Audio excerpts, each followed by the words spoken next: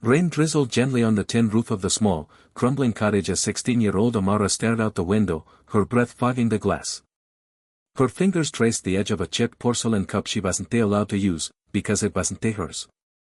But nothing in that house was hers anymore. Not the food. Not the bed. Not even her name. She'd been sold. It wasn't a dramatic affair, no suitcases or long goodbyes. Her parents whispered one morning about the shame of infertility, how she couldn't give them grandchildren, as if the blame of biology had roots in her teenage frame. Then a stranger came, offering cash. A man with a sharp smile and a sharper smell of greed.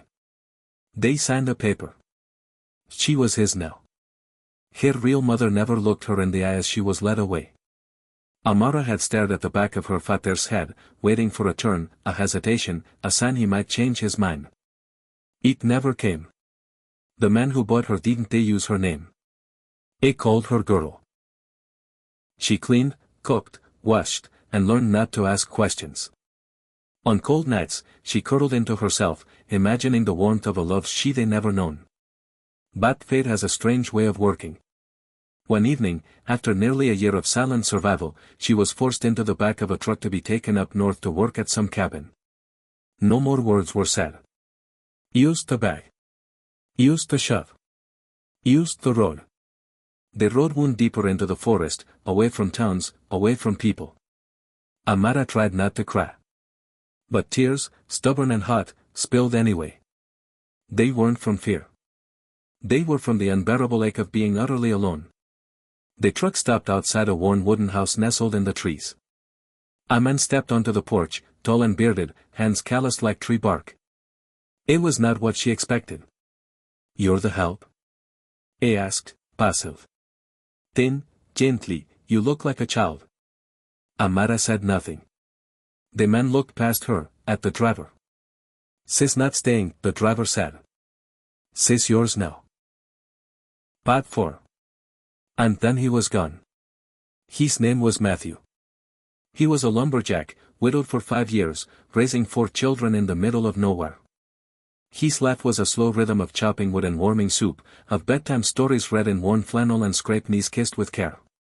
He hadn't asked for another mouth to feed. Especially not one that arrived silent, bruised, and broken. But he took her in. At first, Amara barely spoke. She flinched when the children, 2 boys and 2 girls, ran to hug her. She refused to sit at the dinner table, choosing instead to stand in the corner like she'd learned to. But Matthew never raised his voice. Never asked where she came from. He just offered kindness, over and over, like an unspoken promise, "You're safe now." Weeks passed. 10 months. Amara began to thaw. It started small. She giggled when the youngest, Lily, wore a bucket on her head and called herself Queen of Pancakes. She whispered thank you when Matthew left warm socks by her bed. One night, she made biscuits from scratch, the way her grandmother once taught her, and the children cheered like she'd invented fire. Still, she never spoke about her past. One snowy morning, Matthew found her outside, chopping wood with his old axe. "You don't have to do that," he said, concerned. "I want to," she said quietly. It was the first time he'd heard her voice clearly. Spring bloomed. The forest turned green again, and so did Amara's spirit. She began tutoring the kids, helping them with math and spelling.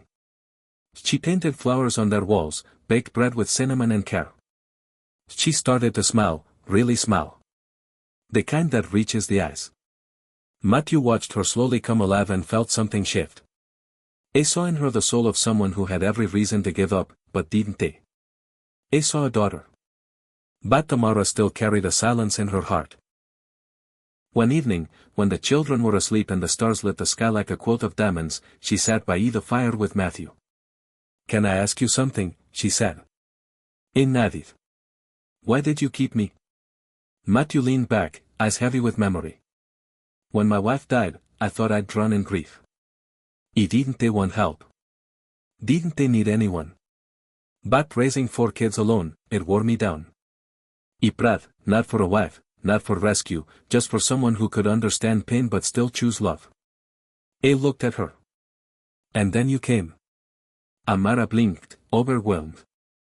No one had ever spoken of her like that. Like she was a gift. One day, a social worker came to the cabin, tipped off anonymously. She asked questions, gentle but sharp. Amara trembled. She thought they'd take her away. But Matthew stood beside her, hand firm on her shoulder. "Sis not a servant," he said. "Sis my family." The truth spilled like water from a dam. The selling. The man. The bruises. The betrayal. The social worker cried. Amara didn't. In the end, there was a court hearing. Her birth parents never showed. Her papers were signed over to Matthew.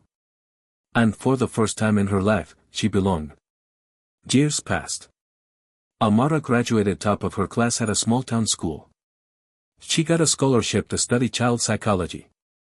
She came home every holiday, her heart tethered to the forest cabin where love first found her. At her graduation, she gave a speech. The auditorium was packed. Matthew and the kids sat in the front row, cheering. "I was once a girl sold," she began, voice trembling. "Not because I was broken, but because the people who raised me couldn't see my worth. I was thrown away. Forgotten. But someone picked me up, not out of obligation, but out of love. That man saved my life. Not with money, not with force. With paciencia. With kindness. With the belief that I matter. We all have the power to save someone. Sometimes, all it takes is seeing them." The room was silent. Then a standing ovation. Today, Amara works with foster children. She keeps a framed photo of her younger self on her desk, a girl in a gray hoodie, eyes wary but hopeful.